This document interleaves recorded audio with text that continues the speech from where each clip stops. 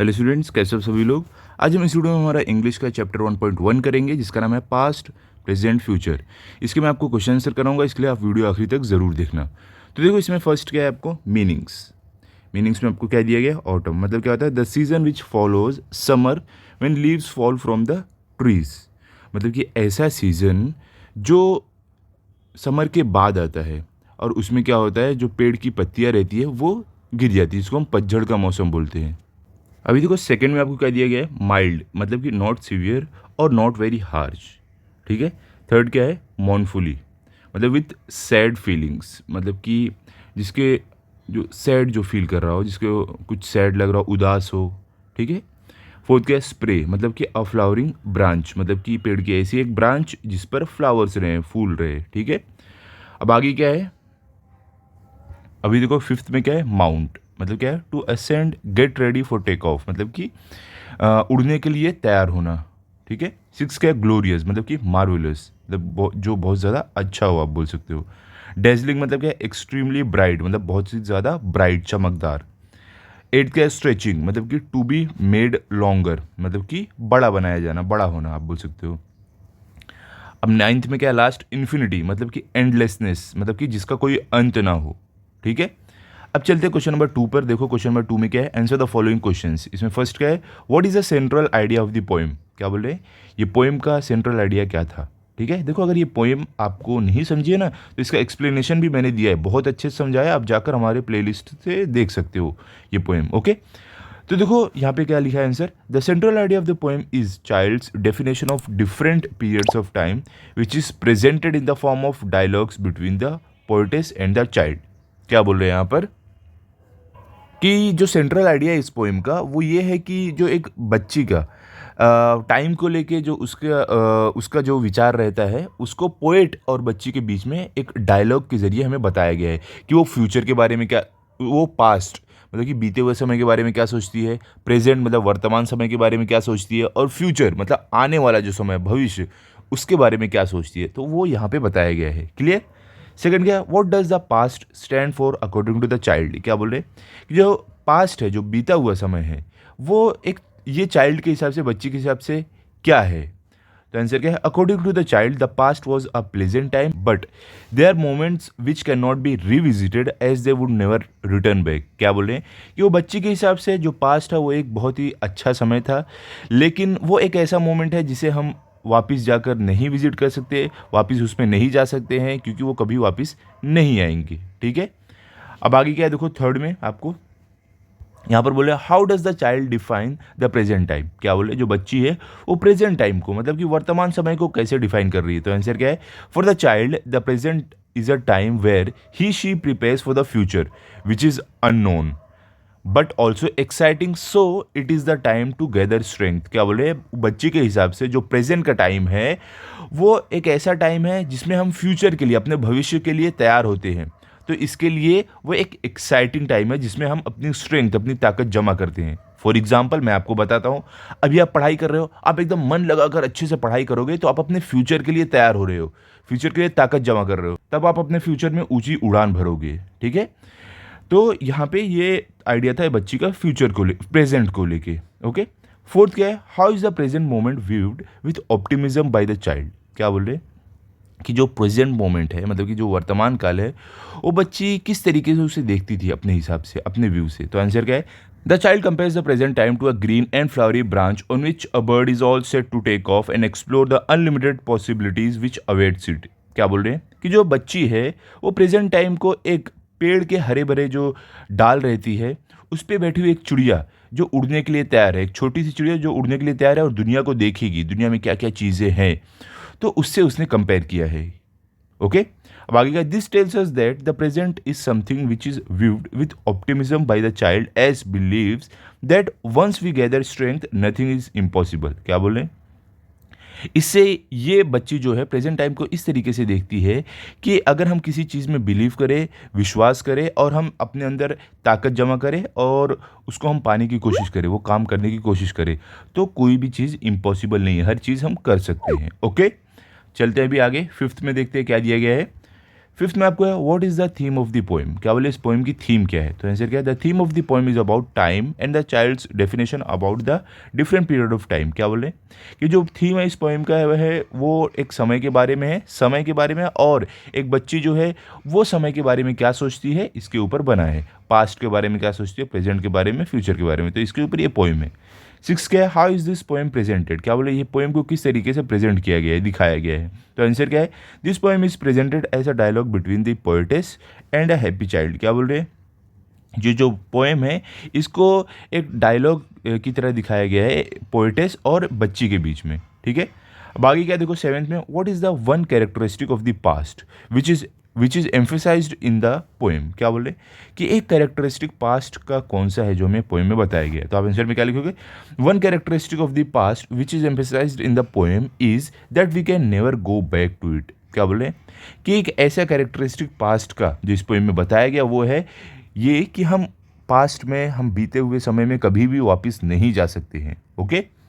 अब चलते हैं एट में, देखते हैं क्या दिया गया है how should we make use of the present time, क्या बोला जो अभी समय चल रहा है जो वर्तमान का समय है हम उसका कैसे उपयोग कर सकते हैं, उसका कैसे यूज़ कर सकते हैं, तो आंसर क्या है we should make use of the present time by using it to gather strength and courage to face the future, क्या बोल रहे हैं कि हमें जो प्रेजेंट का समय है जो वर्तमान का समय है हमें उसमें क्या करना चाहिए अपनी स्ट्रेंथ अपनी ताकत जमा करना चाहिए ताकि हम फ्यूचर का सामना कर पाएँ, फ्यूचर में सक्सेसफुल हो पाएँ, ठीक है।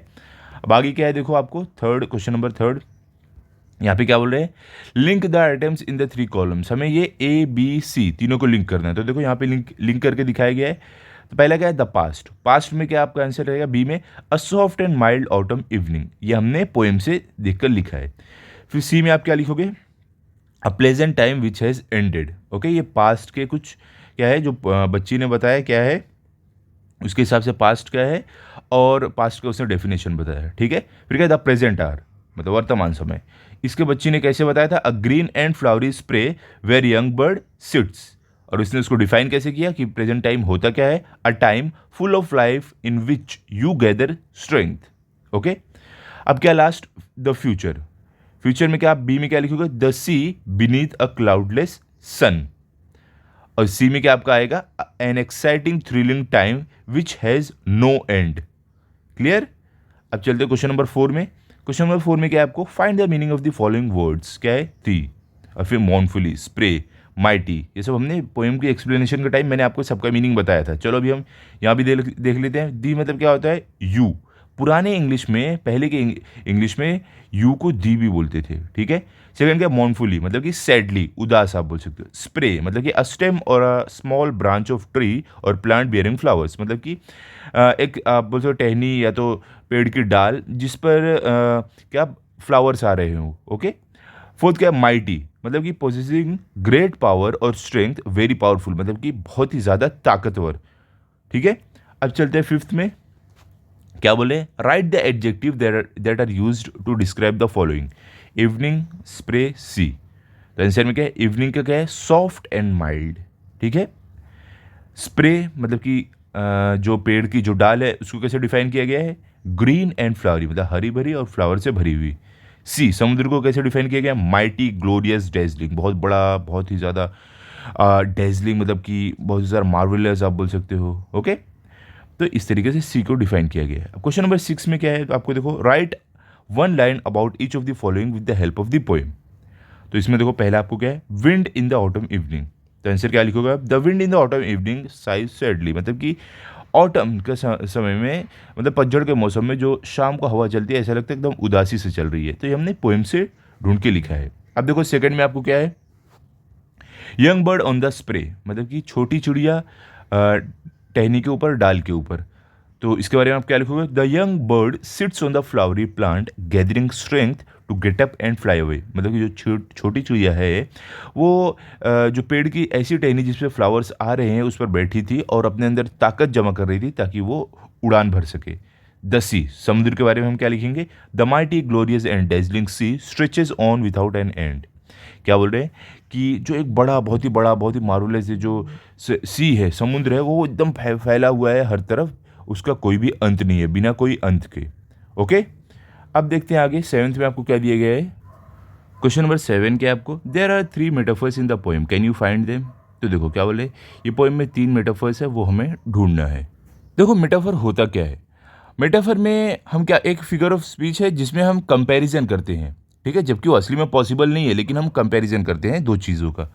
तो देखो यहाँ पे मेटाफर हमने ढूंढ के लिखा है, क्या है, the 3 metaphors are, what is the past like to thee an autumn evening soft and mild, मतलब कि जो पास्ट है, जो बीता हुआ समय, वो कैसा है, एक पतझड़ के जो मौसम की शाम रहती है वैसा, ठीक है। तो देखो ऐसा सच में हो सकता है क्या, हमारा जो पास्ट है, जो बीता हुआ समय, वो पतझड़ के मौसम की शाम की तरह हो, नहीं, ऐसा नहीं हो सकता है। तो क्या बोले, here the past is compare to an autumn evening. Okay, तो ये हमारा मेटाफर, ये मेटाफर है, हमने एक ढूंढा। सेकंड का, tell me what is the present are a green and flowery spray. क्या बोले कि बताओ मुझे जो वर्तमान समय वो कैसा है, एक एक पेड़ की टहनी जो हरी भरी फ्लावर से भरी हो, ठीक है।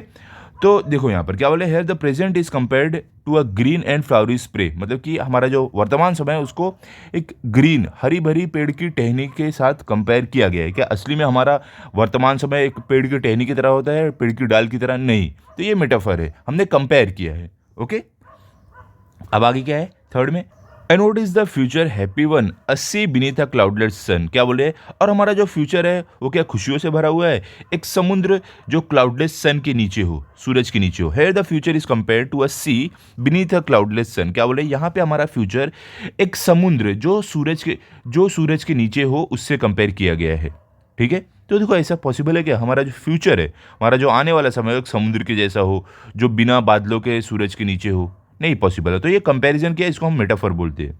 क्लियर, अब आगे चलते हैं। एट्थ में क्या है, name and explain the figure of speech. यहाँ पे क्या बोले कि फिगर ऑफ स्पीच दिया गया, आप इसको ना बताओ कौन सी फिगर ऑफ स्पीच है और इसको एक्सप्लेन करो। ओके, तो फर्स्ट क्या है देखो, with a wind that sighs mournfully. तो इसमें क्या है, पर्सोनिफिकेशन।